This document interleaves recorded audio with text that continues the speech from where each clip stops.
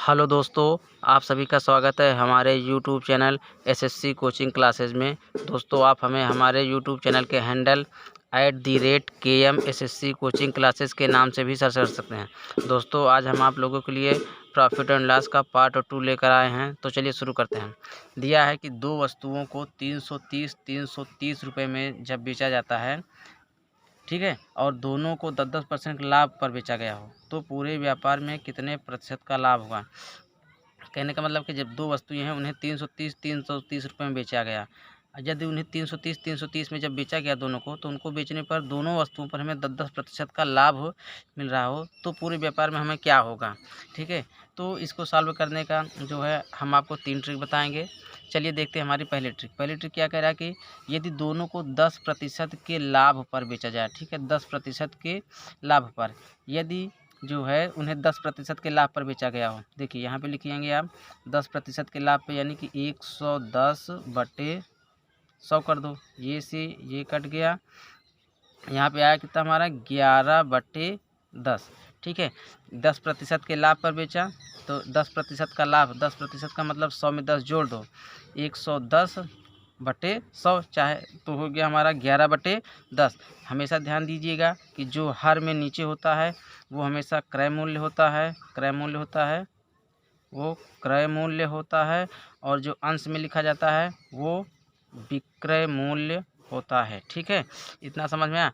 अगर इस तरह से नहीं समझ में आ रहा तो इसको ऐसे देख लीजिए, 10% का लाभ पर बेचा गया है, यानी कि आप यहाँ पे 10% का लाभ प्रतिशत हटाएंगे तो 10/100 हो गया।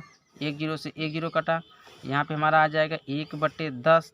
जब लाभ हो रहा है तो इन दोनों को आपस में जोड़ लो, तो 10 और 1 को जोड़ेंगे तो 11/10। वही आ गया ना, जो पहले ऊपर आया था वही नीचे आ गया। ठीक है, तो हमने डायरेक्ट यहाँ पे कर दिया था कि 10% के लाभ पर बेचा जा रहा है, तो अब यहाँ पे क्या करेंगे, 100 में 10 जोड़ देंगे तो 110/100 हो गया। 0 से 0 काट दिए तो 11/10 बचा, यानी 10 रुपये की चीज़ थी, क्रय मूल्य उसका 10 रुपये है, और 1 रुपये में ज़्यादा लाभ मिल रहा है, तो यानी कि विक्रय मूल्य उसका 11 रुपये हो गया। ठीक है, अब क्या करेंगे, इतना समझ में आ गया। अब करना क्या है कि अब सिंपल सा है, आप एक तरफ लिख लीजिए क्रय मूल्य को हम कास्ट प्राइस या सीपी कहते हैं। क्या लिख करेंगे, सीपी लिख लीजिए एक तरफ। फिर प्रॉफिट होगा तो या लॉस, प्रॉफिट या लॉस लिख लीजिए। उसके बाद हमारा विक्रय मूल्य सेलिंग प्राइस, यानी कि सेलिंग प्राइस एसपी लिख लीजिए। ठीक है, अब देखिए 10 रुपये की कोई चीज़ थी, क्रय मूल्य हमारा क्या है 10 रुपये की कोई चीज़ थी, वो 11 रुपये में बिच रही है, यानी सेलिंग प्राइस 11 रुपये हो गया, वो 11 रुपये में बिच रही है। तो लाभ हमको कितने को, भाई 10 रुपये की चीज़ थी, हम 11 में उसको जब बेच रहे हैं तो 1 रुपये का लाभ होगा। जब 1 रुपये हमको ज़्यादा मिल रहा है, यानी 1 रुपये का लाभ हो रहा है, तो +1। ठीक है, फिर वह क्या कह रहा है कि दूसरी बार भी 10% का लाभ हो रहा है और विक्रय मूल्य हमारा सेम है, तब फिर से वही हमको इतना आएगा। तो फिर दूसरी बार भी हमको इससे लिखना पड़ेगा कि 10 रुपये की चीज़ थी, 11 रुपये में वो बेची जा रही है, तो हमको +1 रुपये का लाभ होगा। अब देखिए दो वस्तुओं का विक्रय मूल्य 330 और 330 दोनों वस्तुओं का विक्रय मूल्य था, इसलिए देखिए दोनों बार एसपी इसका बराबर आ गया। अगर अभी बराबर ना होता इसको बराबर करना पड़ता। ठीक है, अब यहाँ पे करेंगे क्या, इन सभी को आपस में जोड़ लो। हाँ, तो टोटल एसपी, टोटल इसका सीपी कितना हुआ, टोटल क्रय मूल्य कितना हुआ, सीपी का मतलब क्या, टोटल क्रय मूल्य हमारा, इनको आपस में जोड़ लो, कितना आ गया 20 रुपये, 20 रुपये हो गया। अब टोटल विक्रय मूल्य इनको जोड़ लो, कितना आ गया 11 22 रुपये, ये हमारा 22 रुपये हो गया क्या, टोटल विक्रय मूल्य। ठीक है, टोटल एसपी हमारा हो गया। अब ये हमारा 1 और 1 इसको जोड़ लेंगे तो +2, यानी कि 2 रुपये का लाभ। भाई 20 रुपये की चीज़ थी, 22 रुपये में बेच रही है, तो हमको 2 ही रुपये का लाभ होगा ना। तो इसलिए लिखिए पूरे व्यापार में प्रतिशत लाभ, पूरे व्यापार में प्रतिशत लाभ मिलेगा। कितने का मिलेगा भाई, देखिए 2 रुपये का लाभ मिल रहा है, 2 रुपये का लाभ किस पे मिलेगा, लाभ हमेशा क्रय मूल्य पर ही मिलता है। तो क्रय मूल्य हमारा कितना है, सीपी हमारा कितना है 20 रुपये, 20 रुपये में गुणते आप लगाइए यहाँ पे 100। ठीक है, अब 20 का 20 और 20 पंचे 100, ये कट गया, 5 और 2 का गुणा 10, इन लाभ हमको कितने का मिला है, लाभ हमको पूरे व्यापार में 10% का लाभ मिला। यही हमारा उत्तर हो गया। ठीक है दोस्तों, यही हमारे सवाल का उत्तर हो गया। तो विकल्प नंबर 1 हमारा बिल्कुल सही है। उम्मीद करते हैं दोस्तों आपको ये ट्रिक पसंद आई होगी। चलिए देखते हैं इसकी दूसरी ट्रिक क्या है। दोस्तों इसकी दूसरी ट्रिक है कि कह रहा है कि जब इसे 330 रुपये में बेचा जाता है तो 10% का लाभ हो रहा है। ठीक है, जब हमने इसको 330 रुपये में बेच दिया है, कितने बेचा, 330 रुपये में जब हमने इसको बेच दिया है तो हमको जो है लाभ कितना मिल रहा है, 10% का। तो ये हमारा हो जाएगा 110/100। जितना लाभ होता है 100 में उसको हमको उतना जोड़ दिया जाता है। ठीक है, तो जब इसको सॉल्व करेंगे तो हमको क्रय मूल्य निकलता है, इसलिए इसका क्रय मूल्य CP हमारा कितना, CP1 पहला क्रय मूल्य निकलेगा। ये हमारा पहला विक्रय मूल्य था, यानी जब पहली वस्तु को हम 330 में बेचे थे तब हमको जो है 10% का लाभ हो रहा है। 10% का लाभ, 100 में 10 जोड़ देंगे तो 110/100। अब 1 0 से यहाँ देखिए, यहाँ बटे 1 करने से इसके मान में कोई भी परिवर्तन नहीं होगा। 330 के मान में कोई परिवर्तन नहीं होगा। जब कोई भिन्न हो और बीच में बराबर का चिन्ह लगा हो तब ऊपर ऊपर का कटता है और नीचे नीचे वाले का कटता है, और ऊपर और नीचे का तिर्यक गुणा होता है। तो 1 0 से ये और ये भी कट जाएगा, और 11 से 3 बार, 11 3 33, 3 कटा। अब यहाँ पे इसका और इसका तिर्यक गुणा हो जाएगा तो 100 तिहाई 300। तो पहला जो है क्रय मूल्य कितना निकला हमारा, 300 रुपये निकल गया। अब दूसरा विक्रय मूल्य, दूसरा विक्रय मूल्य क्या निकलेगा हमारा, फिर दूसरी वस्तु को भी हम 330 में बेच रहे हैं, दूसरी वस्तु को भी हम 330 रुपये में बेचे थे, तब भी हमको 10% का लाभ हुआ था। 110/100, 10% का लाभ हुआ। 10% का लाभ का मतलब होगा कि 100 में हम 10 को जोड़ देंगे तो 110/100 हो गया। यहाँ बटे 1 मानने से इसके कोई मान में परिवर्तन नहीं हो जाएगा। 110 से कम 10, 110 तिहाइयाँ 330, 110 तिहाइयाँ 330 हो जाएगा, ये कट गया। अब यहाँ पे इसका और इसका तिर्यक गुणा हो जाएगा तो 100 तिहाइयाँ 300, यानी विक्रय मूल्य, सॉरी क्रय मूल्य, दूसरा क्रय मूल्य हमारा 300 रुपये हो गया। दूसरा क्रय मूल्य हमारा कितने का निकला, 300 रुपये का निकल गया। ठीक है, अब यहाँ पे SP1 यानी SP2 यानी विक्रय मूल्य, कुल विक्रय मूल्य कितना हो जाएगा, देखिए कुल विक्रय मूल्य, कुल विक्रय मूल्य कितना हुआ भाई, पहली को 330 में बेचा, दूसरी को 330 में बेचा, तो कुल कितने का बेचा, 3 3 600, 30 30 660 रुपये में बेच दिया। ठीक है, अब क्या कह रहा है कि पहली का जो है 300 में खरीदे थे, दूसरी को भी 300 में खरीदे थे, तो कुल कितना क्रय मूल्य हुआ, कुल क्रय मूल्य। जब कुल क्रय मूल्य करेंगे तो इसको जोड़ देंगे तो कितना निकला, 3 3 600 रुपया।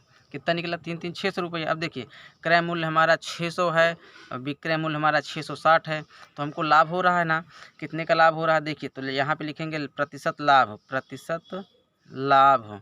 जब प्रतिशत लाभ लिखेंगे तो 60 रुपये का तो लाभ हो रहा है भाई, 660 में बेच रहे हैं, 600 चीज़ थी तो 60 रुपये ज़्यादा में बेच रहे हैं तो 60 रुपये का लाभ हुआ, 60 रुपये का लाभ हो रहा है। कितने में, लाभ हमेशा जो है क्रय मूल्य पर ही होता है, 600 रुपये में प्रतिशत लाभ निकाल रहे हैं तो 100 से गुणा कर दो, ये 2 0 से ये 2 0 कट गया, 6 से 60 में भाग देंगे तो 10%, यानी कि इस तरह से भी लगाने पे हमें 10% ही आया। कहने का मतलब यह है कि पूरे व्यापार में उसे 10% का लाभ होगा। दोस्तों ये हमारी दूसरी ट्रिक थी। ठीक है दोस्तों, उम्मीद करते हैं आपको दोनों विधियां समझ में आ गई होंगी। और एक हमारी तीसरी ट्रिक है।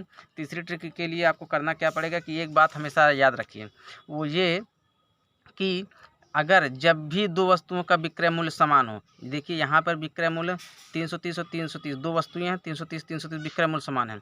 जब भी इसको आप नोट करके लिखिए कि जब भी दो वस्तुओं के विक्रय मूल्य समान हो और दोनों को जब बेचा जाए तो दोनों वस्तुओं पर समान लाभ हो या समान हानि हो। यहाँ पे समान लाभ दिया है, अगर समान हानि भी दी होती तब भी और समान लाभ भी हो तब भी, यानी जब दोनों वस्तुओं को बेचा जाए और उन पर सामान्य जो है समान रूप से लाभ प्राप्त हो तो पूरे व्यापार में हमें इतना ही प्रतिशत का लाभ होगा। इसको इस तरह से लिखिए कि जब दो वस्तुओं का विक्रय मूल्य समान हो और उनको बेचने पर हमें x% का लाभ हो और उनको बेचने पर दोनों पर हमें x% के लाभ हो तो पूरे व्यापार में हमें कुल x% का ही लाभ होगा। ये हमारी तीसरी ट्रिक है। तीसरी ट्रिक इस तरह से ध्यान दीजिए, इसको आप देखकर ही लगा लेंगे आंसर, विकल्प देखकर। कैसे कि भाई दो वस्तुओं को 330 में बेचा जा रहा था और दोनों को 10% के लाभ, यानी दोनों को बेचने पे 10% का ही लाभ ही हो रहा है, तो जाहिर सी बात है पूरे व्यापार में हमें 10% का ही लाभ होगा। आप इसको देखकर ही लगा सकते हैं। अगर ये नहीं समझ में आ रहा है तो हमने इस तरह से बताया है, ये ट्रिक और ये ट्रिक आप समझ लीजिए। ठीक है दोस्तों, उम्मीद करते हैं आपको ये वीडियो हमारा पसंद आया होगा। चलिए हम दूसरी सवाल की ओर चलते हैं। हमारी दूसरी सवाल दी है कि यदि दो वस्तुओं को 700 रुपये में बेचा जाता है और दोनों पर 30% की हानि होती है तो पूरे व्यापार में कुल कितने प्रतिशत की हानि होगी। देखिए दोस्तों, आप इसको विकल्प से कैसे देख के लगा सकते हैं। पहले तो हमने आपको बताया कि जब भी दो वस्तुओं का विक्रय मूल्य समान दिया हो, यहाँ पे विक्रय मूल्य समान दिया ना, और उनको बेचने पर हमको समान रूप से हानि हो या लाभ हो, इसमें देखिए 30% की हानि, यानी दोनों पर 30% की हानि हो रही है। जब भी ऐसा हो कि जब दो वस्तुओं का विक्रय मूल्य समान हो और दोनों को बेचने पर दोनों पर समान हानि हो या लाभ हो, तो पूरे व्यापार में उतने ही प्रतिशत की हानि होती है या लाभ होता है। यहाँ पे 30% की हानि हो रही है तो पूरे व्यापार में हमें 30% की ही हानि होती है। इसको तो आपने दोस्तों देख कर ही लगा दिया, ऑप्शन नंबर सी हमारा बिल्कुल सही होगा। अगर आपको ये बात याद ना रहेगी तो आप इसको लगाएंगे कैसे। तो लगाने का तरीका यही, जैसे हमने आपको पिछली बार बताया था, पिछली सवाल में बताया था कि 30% की हानि हो रही है। 30% की हानि यानी कि 100 में से 30 घटा दो, डायरेक्ट बता रहे हैं। 100 में से 30% घटाएंगे तो कितना जाएगा हमारा 70। हाँ, कितना जाएगा हमारा 70/100 हो गया। ठीक है, एक जीरो से ये एक जीरो ये कट गया, ये हमारा आया कितना 7/10। 7/10 नीचे वाला को क्या बताए थे, नीचे वाला क्या होता है, नीचे वाली हमेशा क्या होती है, ये हमारा होता है सीपी यानी कि क्रय मूल्य होता है, और ऊपर वाले को क्या बताए थे, एसपी यानी कि सेलिंग प्राइस विक्रय मूल्य होता है। ठीक है, अब क्या करेंगे, सबसे पहले एक तरफ हम लिखते हैं क्रय मूल्य सीपी लिखते हैं, बीच में लिखते हैं प्रॉफिट अगर हो रहा हो या लॉस हो रहा है उसको लिखते हैं, फिर किनारे एकदम लास्ट में लिखते हैं विक्रय मूल्य उसका। ठीक है, अब देखिए यहाँ पे 10 रुपये की कोई चीज़ थी, सेलिंग प्राइस एसपी यहाँ हमारा ऊपर लिखा है, सबसे पहले सीपी लिखा है तो 10, सीपी की जगह अब क्या आ गया आपका 10, यानी कि 10 रुपये की कोई चीज़ थी वो हमको 7 रुपये में बेचनी पड़ रही है। कितने में, 7 रुपये में सेलिंग प्राइस 7 रुपये में जब बेचनी पड़ रही है तो हमको लाभ होगा हानि। भाई 10 रुपये की चीज़ थी 7 रुपये में बेच रहे हैं तो हानि ही होगी। कितने की हानि होगी, 3 रुपये की हानि हो जाएगी। ठीक है, कितने की हानि होगी, 3 रुपये की हानि होगी भाई 10 रुपये में। ठीक है, अब क्या करेंगे, फिर से वही दूसरी बार जब वस्तु को 2700 रुपये में बेचेंगे तब भी 30% की हानि हो रही है, यानी इसको हमको 2 बार लिखना पड़ेगा। फिर 10 रुपये की कोई चीज़ थी, ठीक है, 7 रुपये में बेची गई तो 3 रुपये की हानि इस पर हो गई। अब हम करेंगे क्या कि टोटल यहाँ पे क्या करेंगे, सभी को जोड़, इसको भी जोड़ लेंगे और इसको भी जोड़ लेंगे। टोटल हमारा सीपी कितना हो जाएगा, टोटल सीपी हमारा कितना निकला, टोटल सीपी 10 20 रुपये, ये हमारा 20 रुपये टोटल निकल गया। और टोटल एसपी कितना निकला, 7 14 रुपये टोटल एसपी हो गया हमारा।